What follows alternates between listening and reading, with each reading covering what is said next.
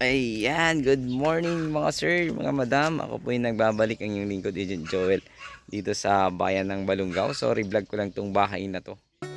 At may sukat na 6,000 square meter. Titled po ito, seller name, pangalan na pangalan po ng ating seller. At patay lang po yung kanyang asawa kaya mayroon po extrajudicial settlement. So ito po ay may farm lot sa harap at ang maganda rito ay nakabakod po yung mismong bahay. At dito nakabakod yung buong property. So ito po yung kanyang bahay mga sir. Napakaganda pa po. At ano yan, siguro around nasa ano daw po yan, nasa ilang taon na. So parang ano pa lang to, 2017.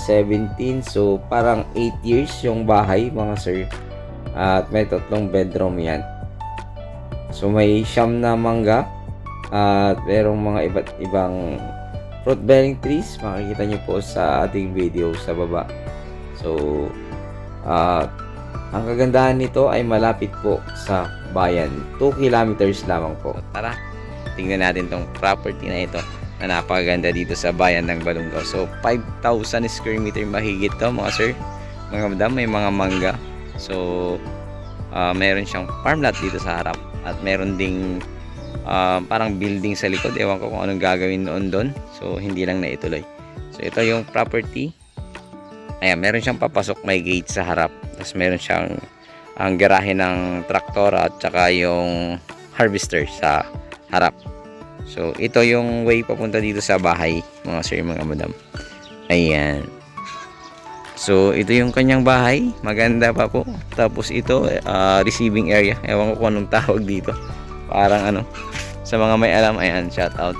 So meron mo siyang mga tanim na pomelo. Ayan, bayabas. So, santol, ayan, mga mangga. So, ito yung harap niya. So, nung nag-vlog ako, buhay pa to eh. Namatay na itong buko. So, ito pomelo Davao do ito. Davao. Ayan, pomelo Davao daw yan. So, dito sa part na ito, yung ilang-ilang to, alam ko, ilang-ilang. Bayabas. Ayan, dito lang muna tayo sa labas bago natin pasukin sa loob. Ito yung garahe niya. Ayan, garahe ng property. Kung makikita ninyo. May gate pa siya rito, palabas. Pero ito hindi na niya property ito eh. Iba yung may-ari dito. So, kamag-anak siguro niya yung nandyan sa likod kaya may gate siya dyan. So, ito yung kanyang garahe. Ulitin ko. So, yung mga gamit, hindi ko alam kung ano. Siguro pag-usapan ninyo kung ano yung matitira, mga sir, mga madam. Kasi nasa La Union po siya. Ang nandito ngayon yung caretaker nila. So, ito yung property. Kasali pala yan ay. Oo. Kasali pala, naalala ko. Kasi yung bakod doon. Kasi iba tong bahay, bakod ng bahay niya, iba din yung bakod ng property pala, naalala ko. Ayan, kasali pala to. Itong space na yan sa likod. Parang gate niya pala papunta dyan sa likod kasi may mangga pa dyan. 1, 2. Ayan, may 3 mangga pa dyan. 2 pala, may milina. Yung may milina rin. Yan yung building sa labas, yun yung sinasabi ko, puntahan natin mamaya. So ito yung mga langka, yung naalala nyo. Tapos may mga design siya dito, ganitong ganda no. Ang laki na. So, avocado. Guwabol pa rin, bayabas. Avocado, ayan, namumulaklak na tong avocado nila. So, langka, ayan, mga langka nila. Tapos, ano ba yung tawag doon? Yung ano yan, duhat, ayan, duhat. So, may bodega. Hindi, kwarto pala to daw to. Kwarto ng caretaker dati. Pero ngayon, doon na sa bahay nila nakatira para malinis na daw yung bahay. So may CR, ayusin lang yan. So hindi gagamit kasi. So yun yung building na sinasabi ko kanina, puntahan ko yan mamaya. So ito yung mangga. Ito yung likod ng bahay. So may nakaabang na aircon. So papasukin ko yan para po makita ninyo bago ko pupunta sa labas. So may mga mangga. Ilan yung mangga nito? Ilan ang mangga nito ate? Siyam. Puro native. Native lahat. So ayan, santol. Tingnan nga natin yung sulubate bago ako umikot na lang doon.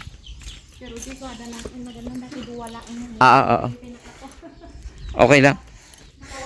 Hindi, okay lang naman. Ganyan talaga pag negosyo. So ang business nila ate, ayan, mga nilalagay sa ano ba tawag yan? Chop suey. So ito yung kitchen. So tapos dining area. Ano ba tawag yung design na ganyan? Yung ano, may parang bar siya na maliit. Ayan. So para makita nyo lang maigi. Papakita ko po. So dito tayo pumasok sa kusina. So ito yung dining area. Tapos living area. Magkakasama na. So ang laki ng salamin. Ito yung sinasabi ko kay ma'am na baka pwede niyang... Pero may iwan siguro to. Nakadikit eh. So yung kwarto. Ilang kwarto na to ate? Nakalimutan ko eh. Tatlo, no? Ito yung palabas ng garahe, no? Garahe, pwedeng gawing kwarto. Pwede rin. Pero syempre pag may gusto mong magpagawa ng garahe pa, maluwang pa tong property. So ito yung kanyang isang kwarto. Ayan. So ito yung pinaka ano no ate? Master bedroom nila. Ito yung may nakaabang na aircon. Pero window type lang yung nakaabang mga sir. So maganda pa po itong property. Bahay. Okay lang ate, pasukin ka. Okay. So itong master bedroom kasi meron siyang CR. Ayan. CR niya. So sa ngayon malinis kasi itong bahay kasi nga tinitirhan na ng caretaker ni ma'am. So nakahiwalay naman tong banyo. Ayan. Tapos toilet. So magkahiwalay naman sila. So ayun, napakaluwang ng kwarto. Ang luwang. Tingnan nyo naman, napakaluwang niya. Ayan. So ang ganda pa ng pintura mga sir, mga madam. So ano ba yung pangatlo? Ito yung pangatlo. Ayan. Ayan yung pangatlo. So pwede ring lagyan lahat ng aircon. Bahala po kayo kung anong gusto nyong ilagay. Split type or ano. Itong naman, pwede ring lagyan ng aircon to eh. Ito yung vendor nila. Ayan. So maganda ngayon kasi lagi nang nakabukas pala. So si ate yung kasama nila dito na naglilinis. Magkanong benta mo yung isang sako niya natin? Ay, per kilo yun din. Ay, per kilo. Magkano per kilo naman? 70 na. 70 no? Pero mas maganda na yan kaysa yung ano, aantayin mong lumaki. Di ba? Babasit kumbaga babasit di ko niya kuya. Di may kabil mo nga abono kada padanom. Oh. Umikot lang to yung likod kuya. So may mga manok siya. Kakao pala to, kakao. May kakao sila. So meron din silang Martinez. Ayan, meron Martinez ako sa bahay. Hello. Hello. Hello. Akala ko sasalita na. Hindi pa. Eto Madrid kakao. So hingi tayo may hinog na. Makapagtanim tayo. Ito yung farm lot niya sa harap. Kumbaga tinataman nila ng gulay, kalabasa. Siguro ito mga munggo siguro tinanim dito, munggo. Ayan. Mga munggo. Ayan, patubo pa lang sila. Ewan ko munggo to. Munggo to. Munggo. Sumangga, siyam lahat. Hanggang dun sa likod.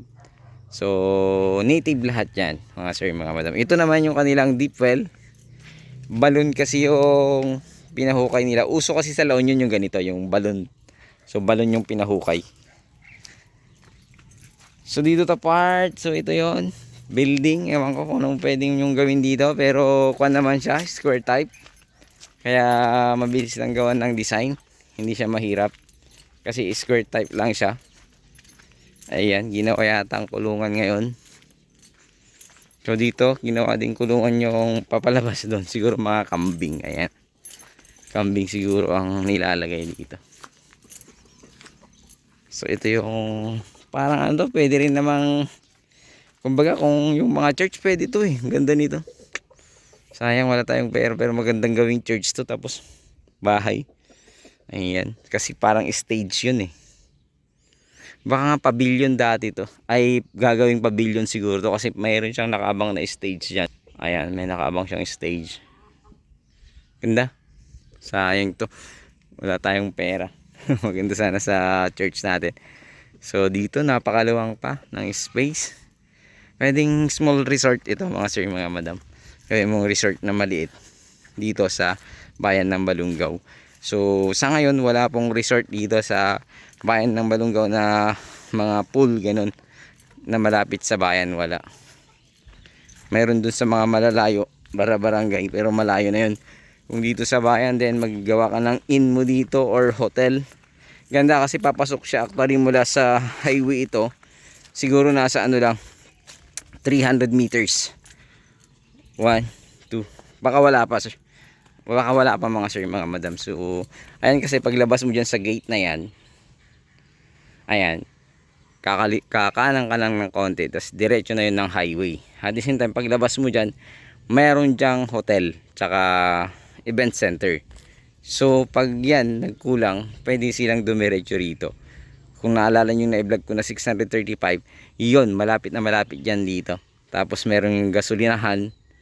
Ayan, na property na ito. So, pwedeng resort na maliit. Kasi daming bahay dito eh. So, maraming mag-ano. Tsaka dito sa Balungaw, marami pong mahilig kumbaga mag-rent ng event place. Kasi yung event place yan, grabe. Ang daming nagre-rent dyan. So ayun, sana magustuhan nyo po dito sa bayan ng Balungaw, Pangasinan. Sukat nito 5,000 square meter mahigit. So check ko na lang dun sa una kong vlog noon, nandun po yun. Sagot niya capital gain tax, tsaka agent fee. So estate tax, sagot din niya kasi namatay na yung kanyang mister, mga sir, mga madam. So sana magustuhan nyo po ito. Ulitin ko, yung bahay ay 3 bedrooms, malalaki. Maluwang yung mga bedrooms niya. At the same time, meron siyang sariling garahe. At maluwang pa dito kung sumaglagay ng garahe, kung gawin mong kwarto yung garahe. So ayun, sana magustuhan nyo po. Ito po ang lingkod din, Joel. God bless you all.